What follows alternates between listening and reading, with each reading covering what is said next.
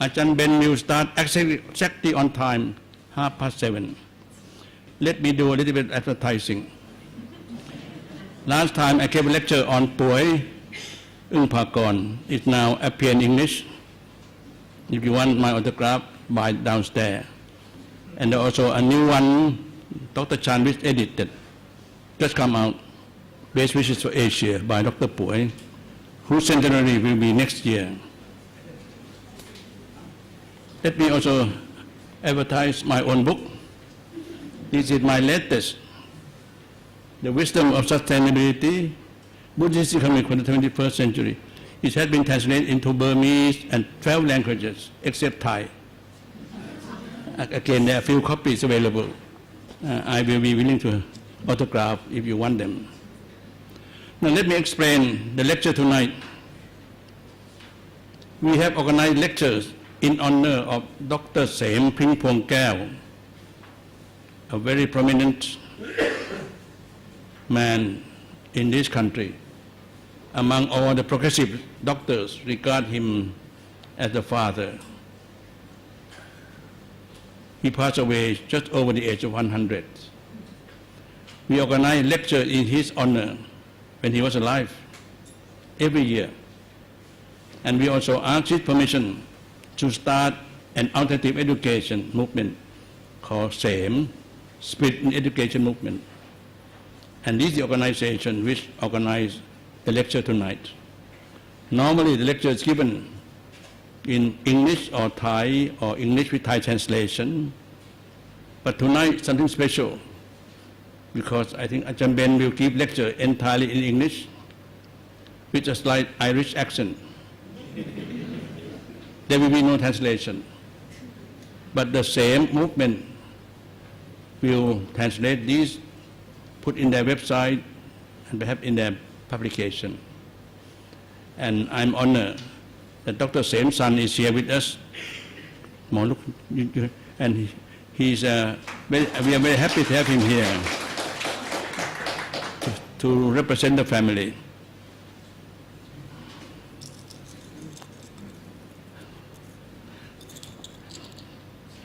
We still have 10 more minutes, but I think since the room is full, may I now introduce Ajahn Ben. In fact, he doesn't need introduction. In fact, he's the most profound writer, scholar, professor, with many students around Southeast Asia. And his lecture is always to be listened to with great attention. And after lecture, of course, there will be question and answer. So without any ado, I ask Ajahn Ben to give the same annual lecture tonight at the Sam Society. Ajahn Ben, thank you. Thank you very much. Thank you very much. Very much.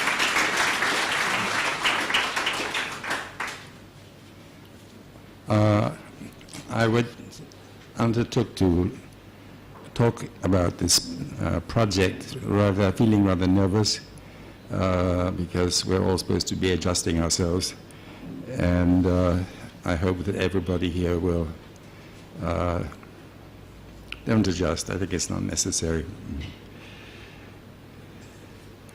The style of what I would like to create is not me giving answers and then asking you to ask questions. I think it should be the other way around. Many people here have much more experience in the zone which I want to talk about. And I think it's good anyway for an audience to be ready to explain. So here, let me explain to you what I am planning to do. The real question, which I started to think about quite a long time ago, was why and when did the famous 4 speech groups of China in Thailand seem to have disappeared from public view, and what's the consequence of that? I'm not an expert at all in Chinese, let alone Teochew, Hainan, Hokkien, and Hakka. But I thought there must be people in this room who are familiar with the histories and outlooks of these groups. And that's the beginning.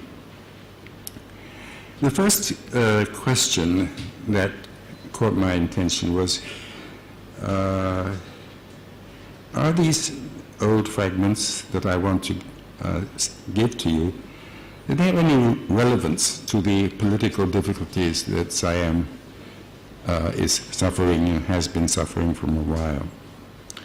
So, fragment number 1. One early morning, rather long ago, a middle-aged, chatty Chinatown taxi driver who was taking me to the Bangkok's biggest airport started to talk politics with me. Idly, I asked him, well, who do you support? Thaksin, of course. Ignoring discussion of Thaksin's policies, he went on quite calmly in this way. Thaksin and I are Hakkas. We Hakkas have always been honest, hardworking, brave, intelligent, and far-seeing. Well, what about Somdi Lim, I said. Kamnan Suthep was not yet a TV star. The driver said, typical Hainanese. Dishonest, dirty, ignorant, and violent. What about Apisit? He's a typical Hokkien, arrogant, cowardly, lazy, and opportunist. What about the Teochew? Well, he was silent for a while, and not quite sure for what reasons. But I was interested why his words were so calm. He wasn't screaming, but at the same time very contemptuous. So finally I asked him, what do you think about the rest of the country? What about ordinary Thai people? What he said, well, they're very nice people, but they live for the day, enjoy good food, go to the temples, don't have any use for education, and have plenty of sex. They are quite different from the Chinese. I almost fell out of the taxi at that point. The second thing that I want to mention is that in more recent electoral struggles, shall we say, between yellow and red, I've been struck by the violent language used between the two main parties. You guys are traitors, crooks, liars, incompetents, fools, homosexuals, brutes, nepotists, etc.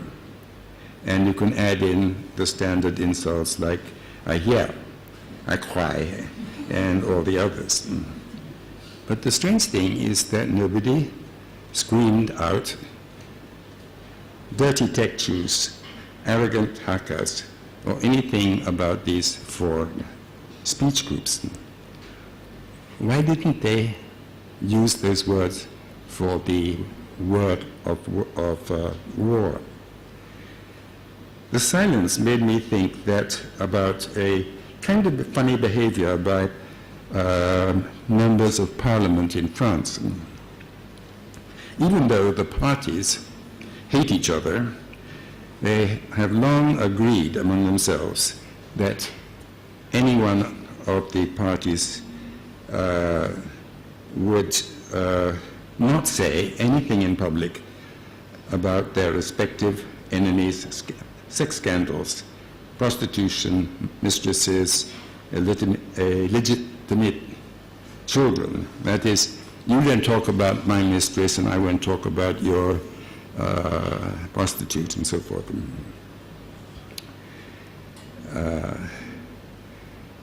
But why were speech groups not spoken of? Was there any answer other than the French one? Was it true that the enemies That's the four groups. Was it true that these four enemies never denounced themselves in public as Czech, a simple Techi word which is meant to mean just Chinese? It is interesting that in Samchuk there is a delicious restaurant owned by a third or fourth generation of Chinese with the word Czech in the middle of its name. No one there sees that it's anything odd and insulting. I suddenly realized how far, far away Samchun was from Bangkok, probably for the good of it. Third funny thing that I'm not sure about. If we go through the list of men who were early prime ministers after 1932, there wasn't fuss about connections to speech groups. Pibun Songkram, Chinese. Admiral Tawan Hamrong, Nawasawat, Chu, Techu. He spoke to his underlings in that language. Tanom, Kitikachon was Hainese. But after that, Kriangsak, Prem, Suchinda, Surayut, and our beloved Prayut don't have any indicators at all. That is, you can't tell whether they were from the four languages or from something quite different. We don't know. But the interesting thing is, why did the attitude inside the military change? And if you have any ideas of why this should happen, it's fine up to Tanom. After that, no. Next thing that I want to let you think about: do the old memories of violence among the four groups still exist? And if so, in what generation? We all know about the amazing 15-year Taiping Rebellion of 1851 to 64 against the Qing dynasty.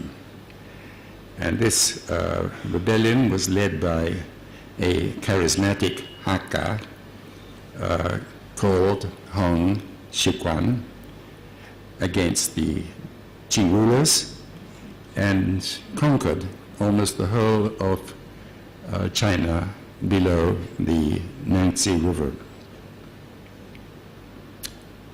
The war cost about 20 million victims. And at the very end, another small war took place, costing another 100,000 people, because it was said the Hokkien bigwigs had been treasonous and had turned to the side of the Qing as it was ending a new war between Hakkas and Hokkiens. Do the Big Four know, I mean, any of you who have relatives or anything from the four groups, I'm just curious, do the Big Four youngsters know that Sun Yat-sen was a Hakka, that the three big heroes of the Long March in the 30s, Judah, Jian Yi, Yi, Yang Ying, these were all Hakka. To say nothing about Deng Xiaoping in Beijing in the last of the 20th century, and Lee Kuan Yew, the long dictator over the Hokkien in Singapore. Do people remember this? Presumably, it would be mainly Hakka who would think about it. And then the stories of tightly ordered secret organizations called Ang Yi from 19th century in Thailand do people still really remember that, or is it just a word? Based on speech groups, because most of the members were poor and illiterate and knew only their own speech, Teochew, Hakka, Hokkien, or Hainanese. Do the youngsters today know that the armed struggles were often open over control of masses of opium exported by British India authorities? Do the same youngsters feel aware that the bosses of the Liang Yi had special code names, for example, like Big Brother, to maintain the secrecy of the operations? Or that the Liang Yi was so powerful that eventually Rama V didn't know what to do and so employed a British police unit which had much experience of handling these Liang Yis in Singapore. It is curious for all of us that the National Archive has more than 10,000 documents connected to the Liang Yi, but scholars haven't really digged them up and analyzed them.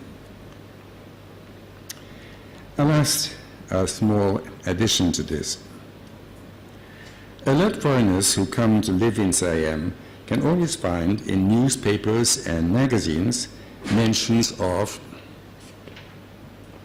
influential people who are very rich, often from illegal financial operations, secretly find police to guard them, and have gunmen to intimidate rivals or kill people in their way. Foreigners are really surprised by this darkness.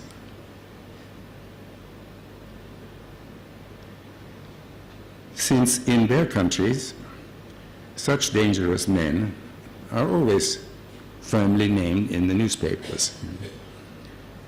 Does the fact that these mysterious, influential people are residues of the Liang Yi naming system, and do they mostly come from people of the four language groups? If any of you have any idea why newspapers and magazines always don't explain exactly who the influential people are. Well, those are the sort of bits and pieces that I've been thinking about for a while, but my interest is to find out why after what has happened between 1970, should we say, until now, to change so much. It has a logic, because if we're to understand, I hope or think, we may learn something from what I'm going to mention to you.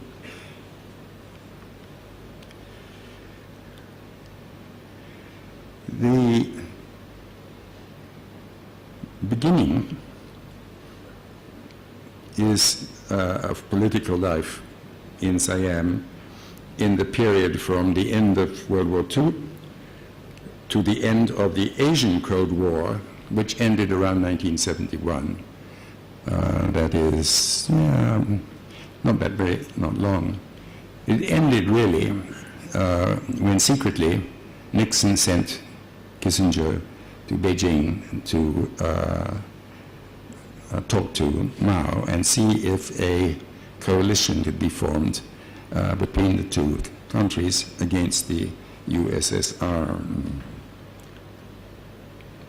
But during that period, from the beginning of, or the end of the World War to the end of the Asian Cold War, was generally ruled by the military in the name of the US's values and Cold War policies, and with plenty of rewards, of course. Naturally, Hanoi was stunned when he realized that the useful time for fighting Red Chinese was drawing to an end. Military dictatorship could not last very much longer. Nonetheless, the lately born PKK, the Communist Party, by 1965, had developed into a reasonably effective guerrilla war in the north, northeast, and south, led by a Politburo composed mainly of Chinese. I suspect first generation or second generation immigrants from the mainland, and these people were also loyal to Mao.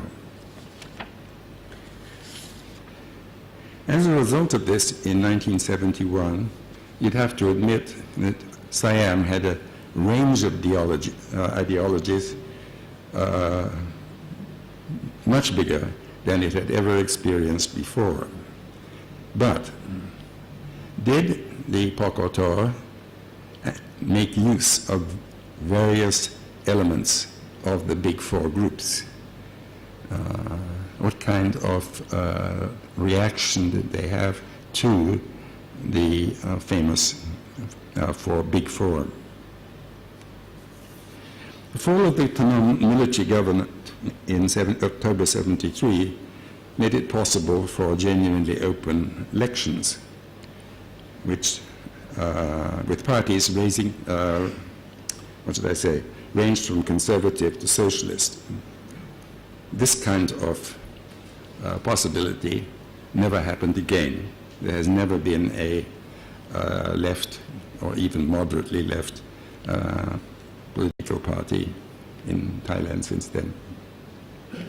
I still remember the photo of a young Isan man of Yasothon campaigning on his bicycle and winning his place as a member of parliament. But this brief period of democracy came to an end with the bloody coup d'etat on October 6th, with the extremist Tetu judge, Thanin Krawitien, as prime minister.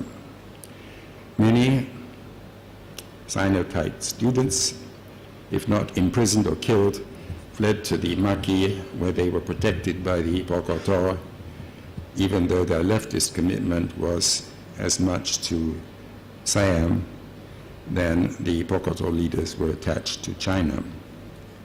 But this didn't last long either, thanks to the triangular war between the communist states of Cambodia,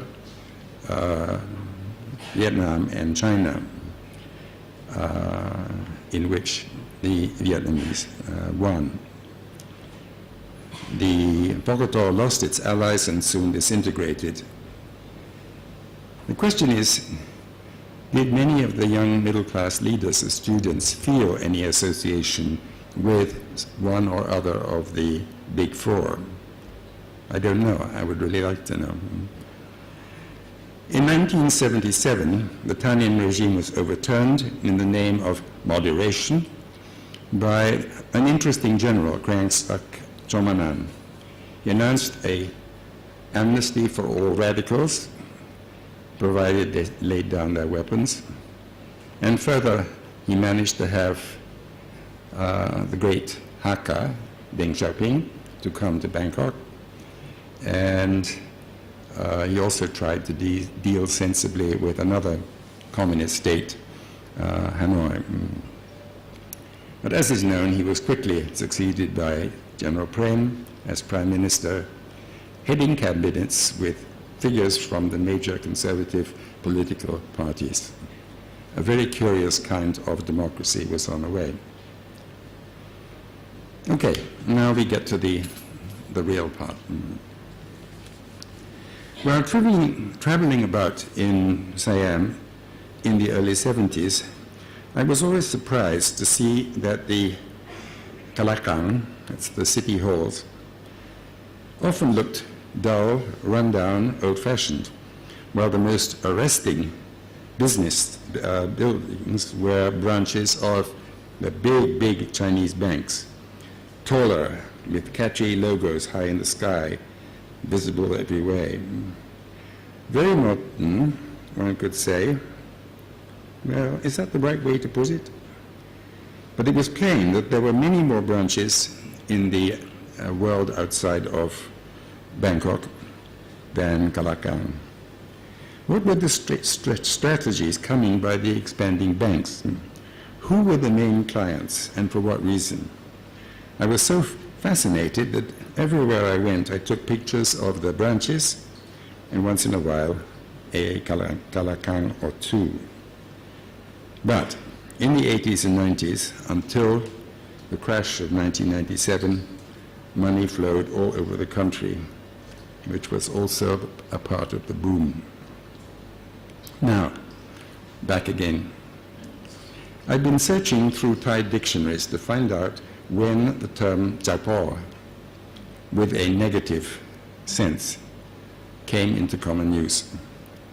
As far as I can tell, it seems to be about 1979.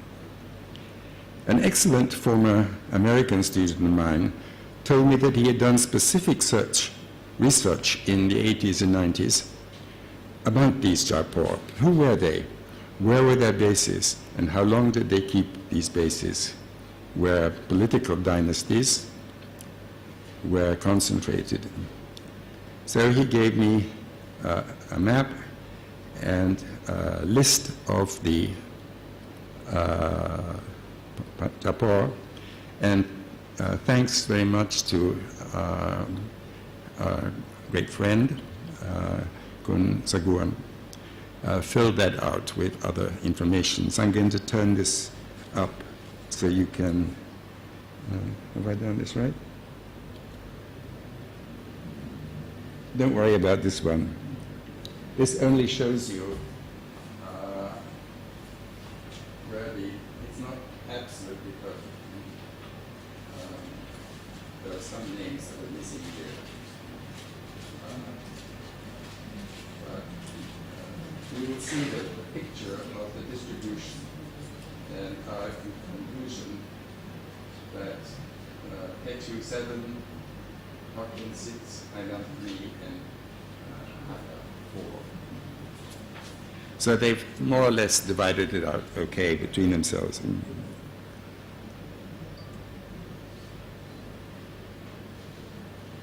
I don't think, is this right?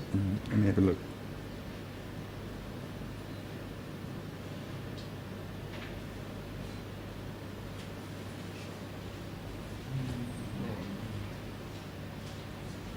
Yeah, okay. I'm going to just put in two pieces of information that are interesting about this.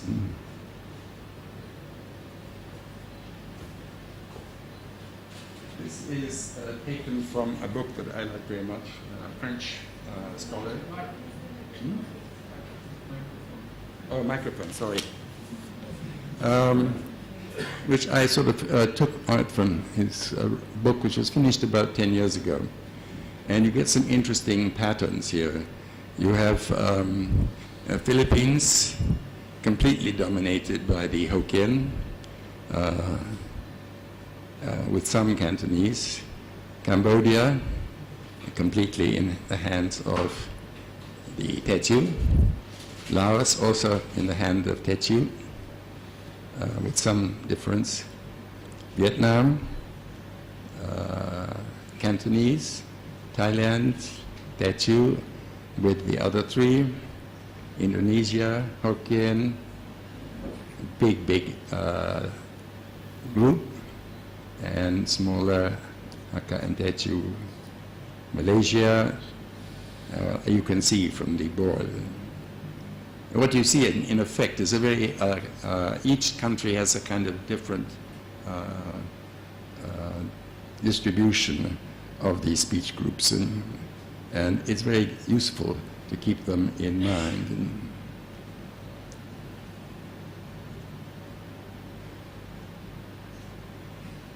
Now, those numbers in the previous sheet are all internal to the Uyghurs themselves, that is, out of the total number of Chinese, or people from South Chinese, which had which percentages in that group. This is a different one, which is look at the, quite recently, the proportions of Chinese in the population of the other countries of Southeast Asia. And you will see there that the only really large one is Malaysia, Vietnam and Laos, practically nothing. Philippines and Cambodia also next to nothing. Indonesia too. The interesting ones after Malaysia is Burma and Thailand. So the so-called Chinese are supposed to be filling 14% of the total population of Thailand. Whether this is accurate, I simply don't know. Okay.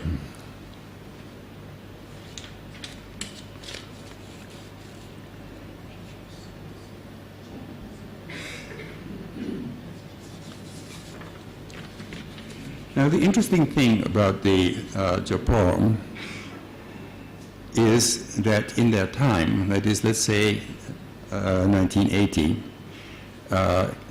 Thailand was really finished with radical leftists, the Communist Party, no people from Vietnam or Laos or anywhere. So they had no, there was no reason for a big military rule anymore. And the economic bloom, the businessmen had a really wide field. The Japon had the chance to operate in Bangkok as well as their bases, so long as they managed to get themselves in the positions of Soso, that is MPs.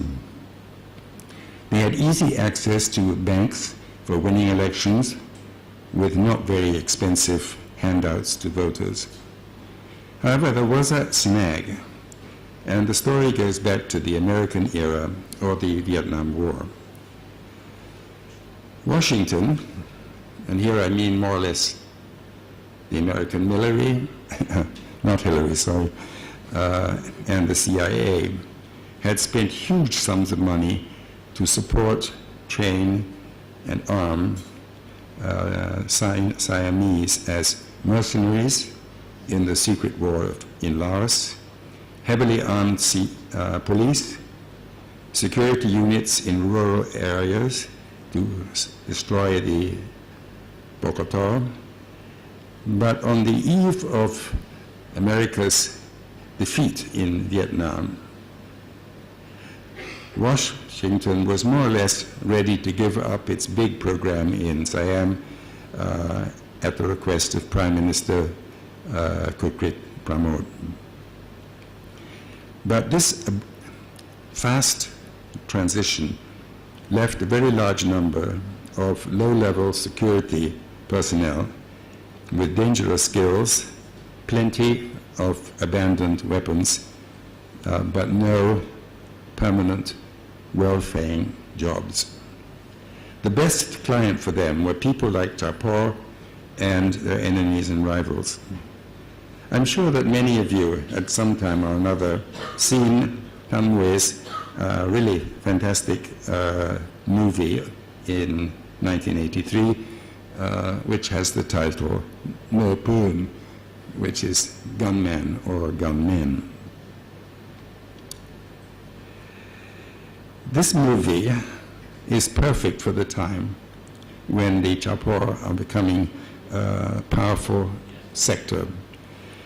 In the story, there are two characters who were trained as mercenaries in the CIA's secret army. The good man, forced to become a barber to survive and to keep his little son from illness, worked as a barber, but in order really to help his child, he had to go for another type of job. And he becomes a killer of criminal capitalists, corrupt bureaucrats, and so forth. The bad man in the movie has a better life, at least in the beginning. He got himself into the Bangkok police and made a lot of money and fame as a spectacular killer of gangsters, including even some female gangsters, with his black pistol gloves. He is fighting for the state. The irony is that the Jaipur MPs did not have to fear the military or the communists, but what they did have to fear was other Sosor, or others who were doing the same road. So the violence of the 80s and early 90s is very much a violent competition by the Jabon. And they had to have large crowds of security men so that the master would not be killed or his family murdered or kidnapped. Each had to have the money to employ a few killers taken long distance to zones quite well known to the papers. You will remember maybe that the famous zones for long distance assassins was Petbury and Chonburi. Still, by some agreement, the security of top Bangkok politicians was usually okay. That is, the top people in the parliament didn't kill each other, but lower down, yes, plenty. But the 21st said it was going to be different. Now, at this point, I want to insert something which is very nicely written by Professor Anek Latamatas in 1998. He said that this is worth really listening carefully. He noted that during the time between the death of Sarit in 1963 and the fall of Tanom in 73, there were only 3 cabinets, and in them there were only 2 businessmen. That is, less than 4% of the members of the cabinet. In the cabinets in 75-76, the proportion of businessmen shot up to 40% from 4%. Under Tanin and Kriang Sak, the rate flopped to 13%, but in the early 80s it climbed to 45%. That is, almost half of the cabinets were businessmen, or should we say capitalists. Anek also noted that while in 1979 only 3 provinces had local chambers of commerce, 8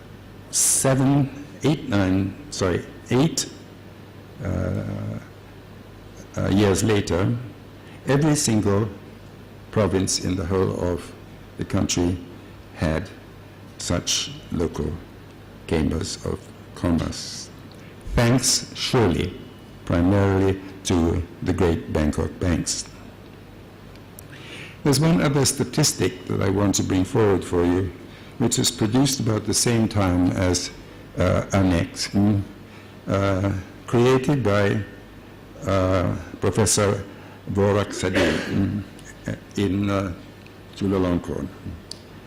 He showed that in the later 1990s, 70% of the members of the parliament were of Chinese origin. And in the provincial assemblies, the percent was even higher, 75%, and actually more interesting because the provincial assemblies is the right place for the operations of the Japor. Meantime, the census gave the figure of 10.5% as the proportion of Chinese within the whole nation's members. In 1996, he divided the parliamentary membership that year, just before the crash, as follows: farmers, 1%, judges, 4%, doctors, liberal professionals, and architects, 3%, bureaucrats, 8%, businessmen, 18%, politicians, 65%. And these politicians mostly came from businesses or may even have kept to them where needed. And he concluded almost all of these politicians and businessmen were Chinese. But what kind of Chinese? That is the most interesting thing.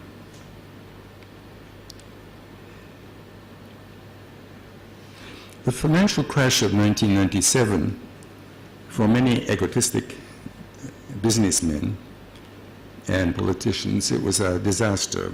Bankruptcy, huge debt, and enormous losses. In the process, the list of richest businessmen changed substantially, and in many cases, long-standing millionaires or billionaires had to give up their ranking to new capitalists, thought to be younger, tougher, and more quickly adapted to the global economic system, as well as fast-changing technologies.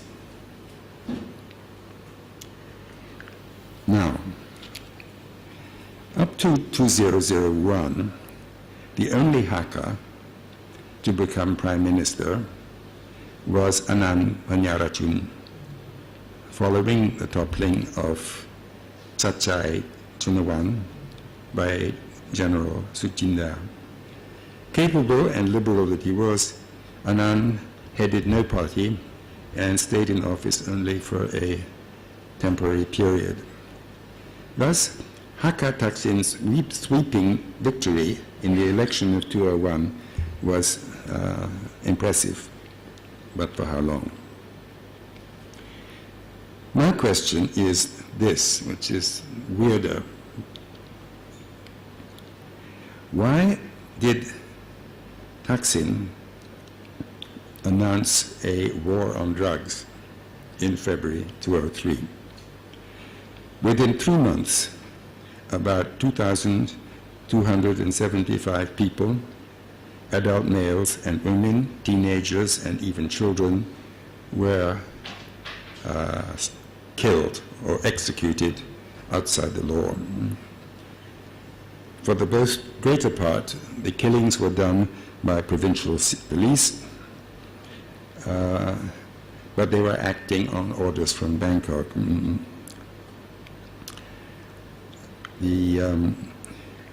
Nothing like this, that is, a government killing its own citizens on this scale, this had not happened since the time of the Phnom dictatorship. The government even offered cash for brutal successes among the lower peace, while high rankers and governors who really didn't want to do it would be demoted. The government refused to differentiate between real drug sellers and drug buyers, in particular addicted adults and teenagers who were suffering from HIV. It turned out later on that more than half of the killed had no involvement with drugs at all, in particular yaba. No real big drug lord was executed or even mentioned. That is, these people were killed, but the influential was still very much there. Later on, the drug business returned to normal, and the war was not seriously taken again. So why was this useless war carried on? The form of my question is that the ruthless war was less aimed at small fry dealers and poor drug dependents than at ruthless, influential Chapo, as we have seen. Teochew, as well as Hainanese, and perhaps a few Hokkiens. Certainly some of the better-known Chapo, for example, Kamnanpo, took the opportunity to flee, mainly to Cambodia, but one could argue that the war was really managed to intimidate the unreliable Chapo to be obedient and become supporters or members of Thaksin's party, which had the unconsciously ironic name of Thai Love Thai. This may seem very fantastic and irrelevant, but we're getting to the end now. If one looks at books and articles about Hong Kong's triads, or easier mafias, one might have different impressions. The most ruthless and secretive of the great triads was 14K, which had been created in 1947 by General Kot Suk-won, the Kuomintang's top intelligence general, combining 4 separate serious triads in southern China and based in Canton. But in 1949, when the KMT fled from mainland China, 14K moved to Hong Kong for safety. The Hokkien sector ran away to Taipei. The result was that the secretive power holders in 14K over time became Teochews, whose main interest was the production or sale of narcotics. Originally opium, then heroin, and ultimately high-tech methamphetamine. Manufactured in northern Thailand, northern Burma, northeast Burma, Laos, and so forth.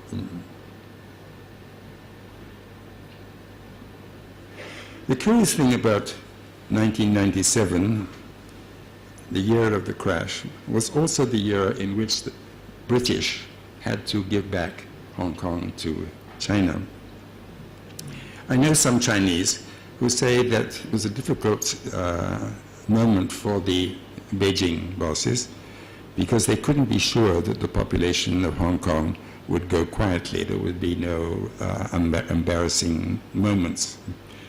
So they worked out a deal with the 14K and others, basically saying, you keep Hong Kong quiet, and you know how to do that, then we will not punish you or persecute you after this transfer has been successful. And gradually after that, the 14Q began to move away from its base in Hong Kong, but to move west in the direction of Yunnan and along the borders of Southeast Asia. The latest information that I've had is also rather fascinating. This comes from a very gifted professor friend of mine in Beijing. She wrote that, from what I read, the current leading gangster group in Hong Kong is called Xinyan. 14K was falling apart at that time. And this name means New Yan.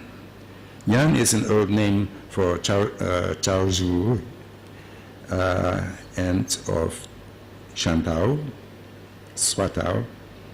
In those old days, it was the port from where 90% of Teochews heading for Thailand set off.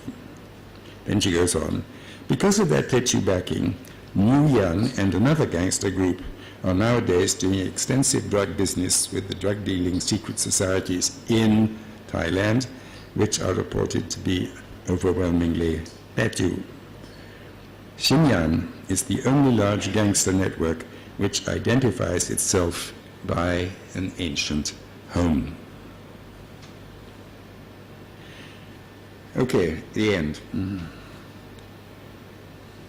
Is it plausible that under the appearance of ideological differences between yellow and red on democracy, constitutions, policies, elections, there is something else? Struggle for state power between some Techus allied with some Hokkiens and Islandese against some Hakka?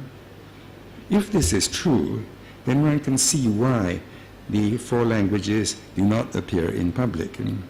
To rule in Siam, and they all want to rule, they all have to appear to be dedicated to Siam and the Siamese. But how do they talk about each other behind the curtains? Meantime, some Thammasat students jokingly and friendlily say that they are happy to be in the world's first Techu University. I think I will stop at that point. There's some other things I could do, but it's more than enough. But the basic idea here is that there are these sort of curving things in history. That is the disaster of the arrival of the Qing in China at that time. The north of China gave in very easily to the Qing, but it took the Qing 40 years to finish the four language groups. In the south, they fought very hard and then fled. And then later on, there's the crisis of the opening up of China to, steam ships and possibility of easy immigration to different parts of Southeast Asia. The crisis over the Ang Yi, and then quietness again. Then the time of the Cold War, where you have communists and all kinds of people. And then a quiet time in the 80s, should we say, 90s. And then the curve reappears. And I don't think it's by accident that Suthep adds a nice title to himself. What is it? Please tell me. It's as good as Kamnan Pot. We now have a Kamnan Suthep. That is, there's something here underneath the sort of blah, blah, blah that you hear all the time in the newspapers, and it's repeated endlessly. And you look at the actual faces, you look at the behavior, you look at other things, and you realize this is not about constitutions, it's not about morals and all kinds of things. Something is burning or blowing lower down in the system. One of the spookiest things, I never forget this. It may make you feel upset, I don't know. But I watched the demonstrations which were led by Suthep, and the television typically liked to have people see in front of them very, very pretty girls looking very sweet, not tough-looking men, and so forth and so forth. So you would see, if you wanted to, rows and rows and rows of girls and young women, and they were sitting there, smiling, standing there, and like, I mean, they were using the technique of the selfie. They looked at this, oh, I'm perfect now. And then this is shot back to the TV. And they had fun, probably the mother sent them there. But the strange thing is that when they were asked, what do you want? What is your idea? Why are you doing this? And a lot of them just, And they had this very strange, vacant faces. I mean, you'd think that any demonstration would have people saying, this is what we want, this is what we want. And these thousands of girls, that's it. It's the eeriest thing, and I compare it with the umbrella situation in Hong Kong. It's just full of extremely brave people. Now, but those girls don't look as if they thought they were in any danger at all. Actually, it was quite fun. And, but I think, again, to have demonstrators on this scale and to have this kind of person in this, it can't be. Those girls certainly were not thinking about reforms or liberties or anything like that. No. Something has changed. Thank you.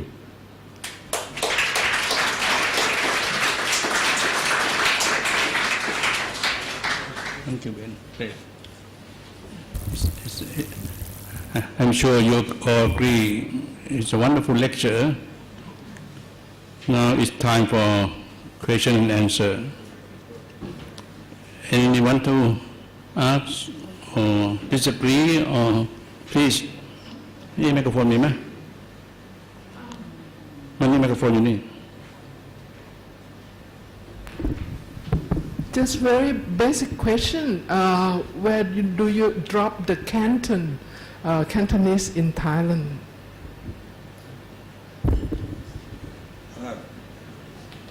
It is mentioned. Can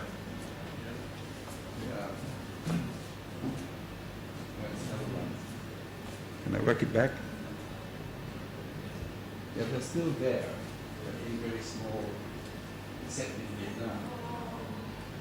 But that has disappeared because, as you know, I don't know where is the source of your statistic here. It's look unlikely to me. I think Cantonese in Thailand is no less number than the Hokkien or Hainanese. They are even the bigger group. Don't forget Ma Bun Krong, Anand Asawa, Po Kin, Land and House. All these are Cantonese. That's very good. The point here, I think, is that it's much the biggest of the speech groups. It has, 10,000 millions of Cantonese.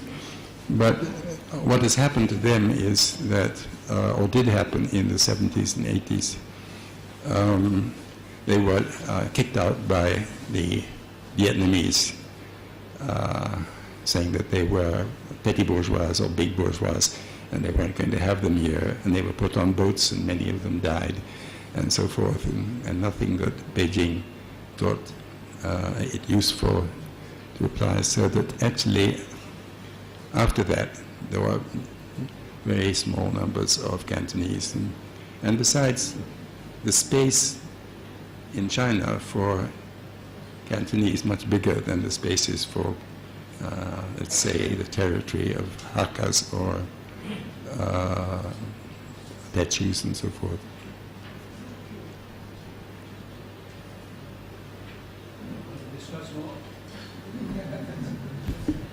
I'm sorry.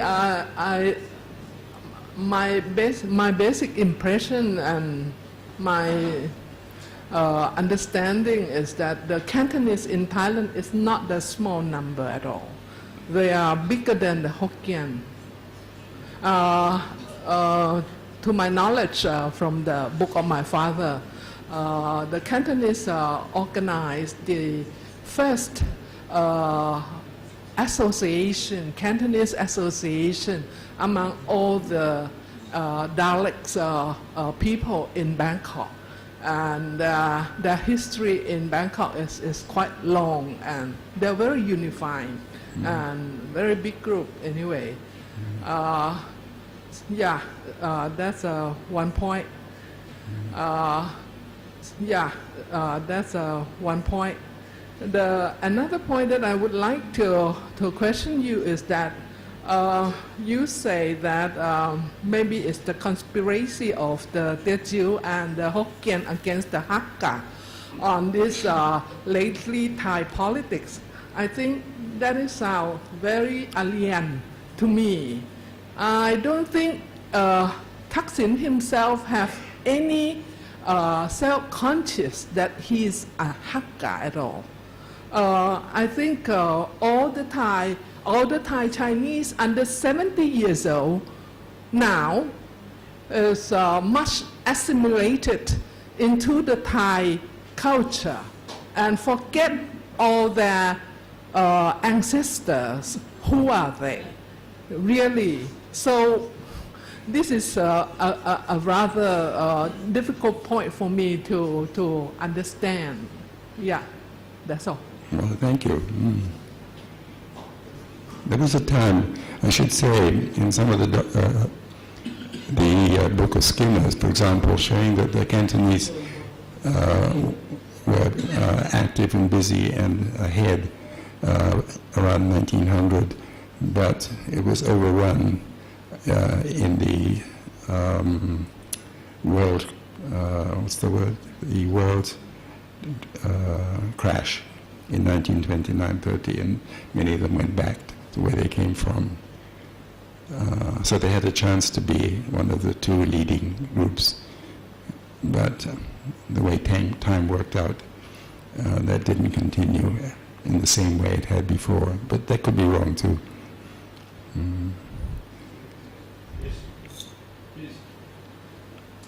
Good evening. Thank you very much for your very interesting lecture. My name is Robert Cummings. I just finished my PhD at Chulalongkorn on the ethnic Chinese community down in Hat Yai in southern Thailand,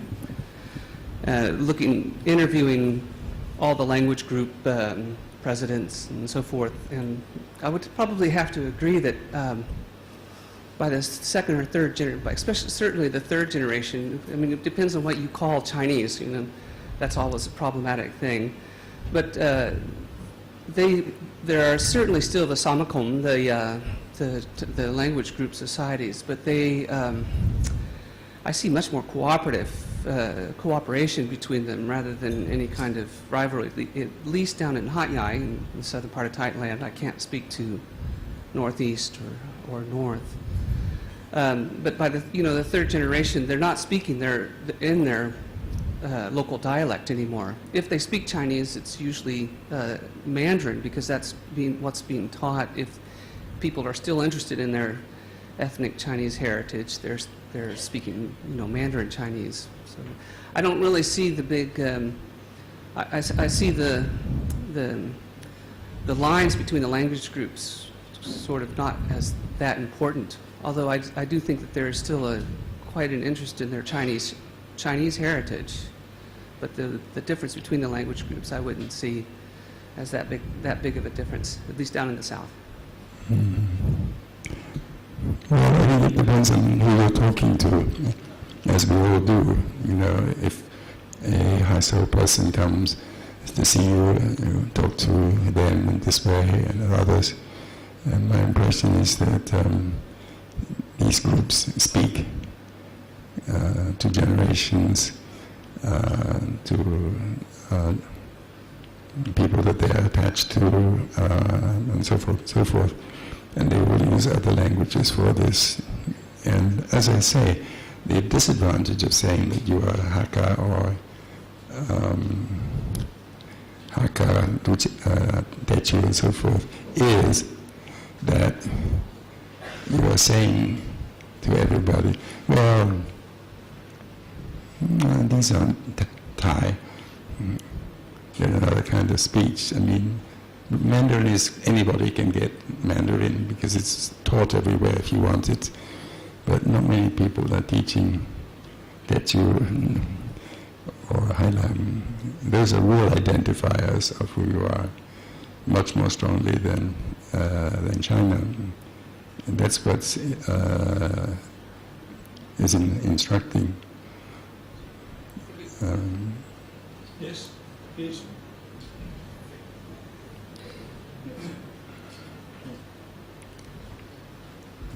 Ben, Are you a hot guy? a little bit. Ben, I find your lecture very interesting and suggestive. But the main point, I'm failing to get the main point. How do you explain the polarization in terms of the speech groups, the Chao Pao, and then what about the other institutions like the military and social institutions and so forth? I can't get the big picture. Thanks. Well, you can find in a lot of materials, but it was originally started out of illiteracy. Who are you going to talk to except the language that your mother and dad? Because, I mean, the people who came to Thailand in the 19th century were in that position. So there were no women except prostitutes if they could get them. So that the language is very important for solidarity, for the activities. And they are in competition with another bunch of people doing drugs and so forth and so forth. And that's the Anghi was always filled with stresses and violence as to who is to be the dominant group. And so it's only really about 1900 that more and more women from China, different places, started to come in. But they usually went with the speech group that they had started from. I think the other thing is what's striking about the old man, the taxi driver, is the character of he's not talking about who had the biggest factories or who was doing that. He doesn't talk about what they do. What he talks about is what they're like. And this hostility, then the rich one, which is they're more hostile to, but they're devastating about Hokkien and the filthy Hainanese and so forth.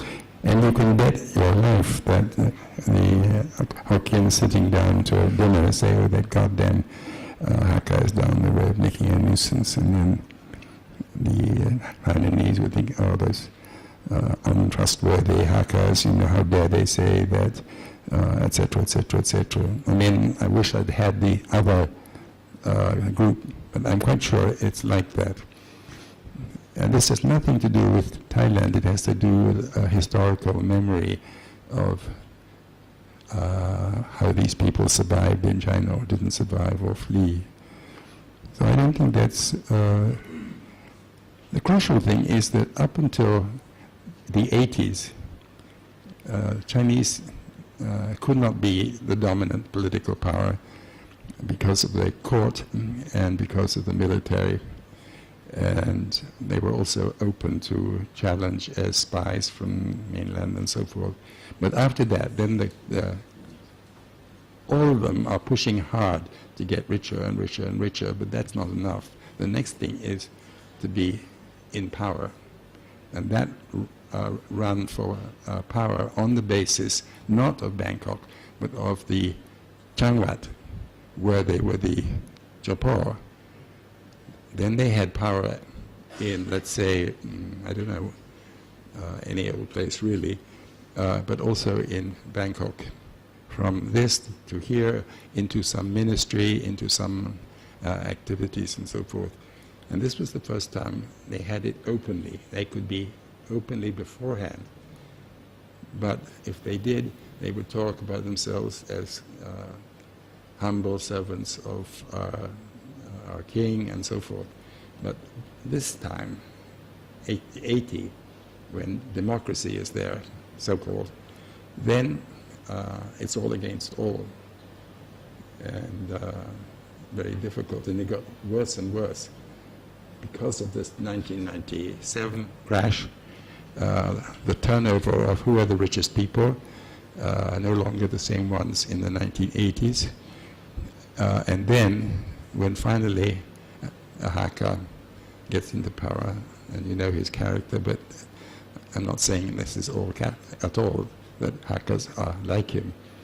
But the point is, here is the place, an opportunity to do it. And because this hacker is really off the, there are not many Jaipur, there were not many very rich ones, and therefore what was necessary is to intimidate, I think, intimidate the middle Jaipur places, which were mostly in the hands of Teju, if they could.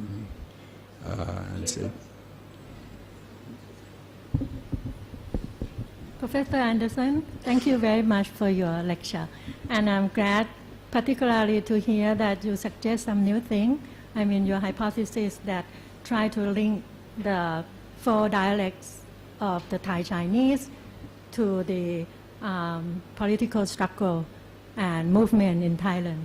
But I would say it's still very preliminary and very weak at the moment. I mean, your hypothesis, suggestive hypothesis. And I do share the arguments of many participants who came up to ask. I'm not a historian, so may I just share you some of my experience from reading and from my family. I think among the 5 dialects of Chinese in Thailand, we are very different from the 5 dialects of Chinese in other countries. In Southeast Asia, the Thai Chinese or the original Chinese, overseas Chinese, they are very unique in Thailand. Perhaps they have been shaped by the Thai policy. So I would say since the 2nd generation, the Chinese, overseas Chinese 2nd generation, they have been much assimilated. And according to many of the literatures that mention about the development of the 5 dialects of Chinese in Thailand, they tend to be cooperative. They are not competing. For example, they are trying to cooperate in helping the development of the Thai government, or even they create some association. They would try to help the society. For example, the Huaqiao Hospital and many other society of the Chinese. So this is one of the examples that it's not very likely that the 5 dialects of the Chinese in Thailand, they're competing. And when it links to your hypothesis about struggling, about the relation to the power struggle in Thailand, we are not really convinced. And another thing is, in Thailand, although we have used the dialect in our family, for example, the Hokkien would teach their children to speak Hokkien, and the Teochew would use Teochew in the family. But many of the Chinese school in Thailand in the 1960s, they all taught in Mandarin language. I was one of those who studied in the Chinese school in the 1960s, and we used Mandarin, and the teacher and the students, they all use Mandarin outside the classroom as well. So the family dialect has not been really entered into the larger society of the Chinese. We all realize we are Chinese, our ancestors are overseas Chinese, but I mean, maybe because I'm not historian and I haven't read a lot like you, but I think according to my own experience of living in Thailand, I think it's not very likely. Thank you.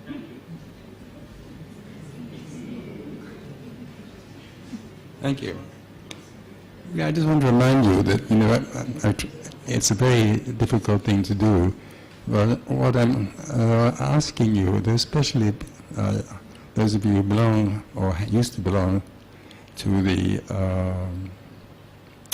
the speech groups. And you have to think about the long cycle, which is these people come probably not even thinking of themselves as Chinese. They would have thought of themselves as Hokkien or something else like that. After all, they were running away from the Qin dynasty. That's one. And then the next thing is the struggle for control of drugs in the late 19th century. It's another cycle. And there's another cycle, what kind of people were coming in the 20s especially. It's not just the 5 groups that we've talked about. It's changing. And then comes the Cold War, and there you have something which nobody talks about, which is who were the Chinese communists? Who were they? Were they connected to or had connections into their speech groups or not? Where did they come from? And the same is true actually of the sort of middle class left students who, to save themselves from being killed, had to hide in the jungle with the Pokotor. Who were they? Were they High Lama? Did it make any difference or not?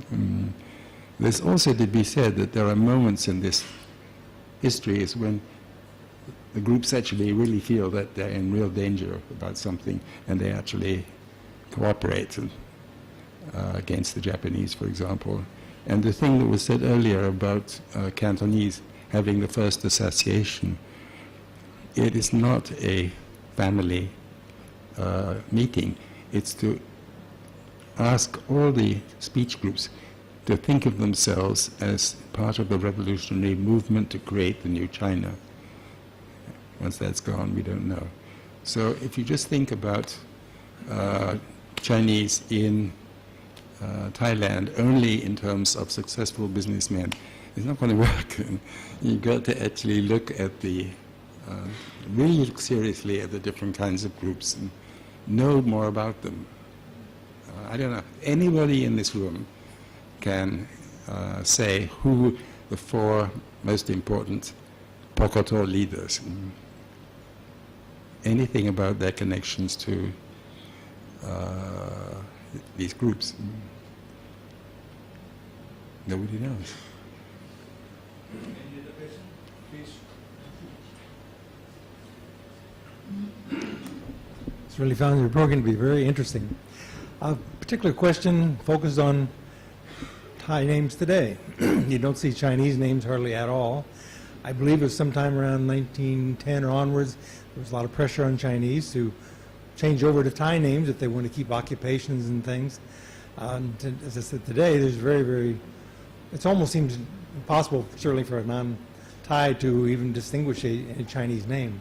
Do you see any value or importance in that particular phenomena in Thailand compared to other countries in the region where maybe not that many Chinese gave up their names? Thank you.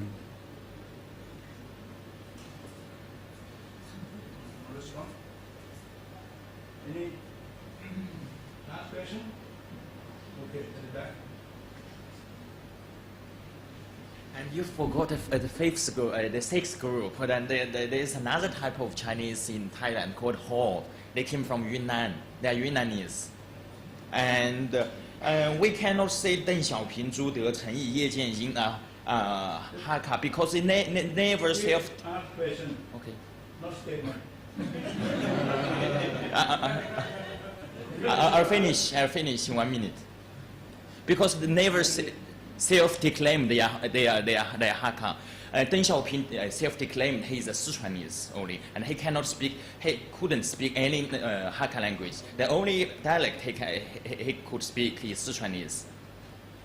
And I don't know the concept of Hakka. If I'm also Hakka because but I cannot speak any Hakka language because my ancestor moved to Sichuan from Hakka area 500 years ago, but I have no sense of Hakka or something like that. Thank you. No, I mean, the thing about everybody says about the Hakka is that they're always moving. They don't have a real home.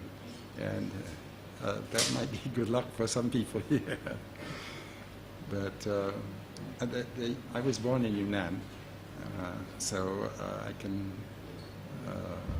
I was born in Yunnan, actually, and I remember, or was told by my parents later on, that I enjoyed all those scary-looking Yunnan people going out into the mountains.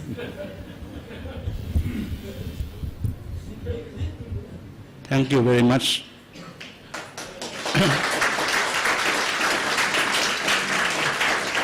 นั่งก่อน นั่งลงก่อน Now I also third generation Chinese, but when you talk of Thaksin and Anand, of course they both had Chinese origin, but we think Anand is more Mon than Chinese. But we think Thaksin is more Chinese than Siamese.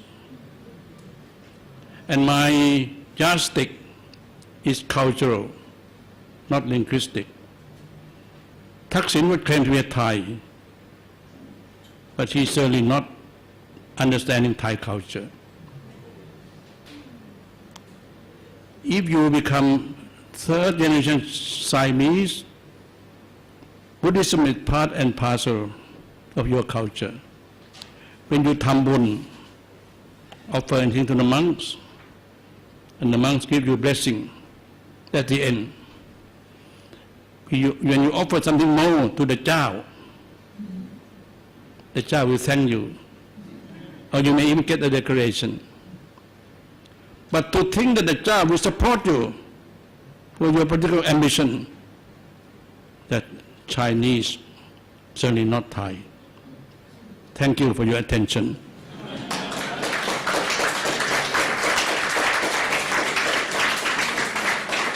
I will ask Dr. Sem San to present you.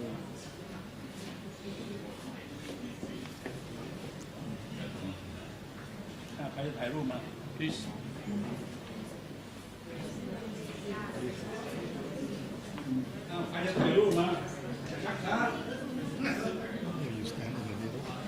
Oh, I thought you were going to speak. You want to take photograph? Can you move over there? You want to have photograph taken? Please, turn. Please.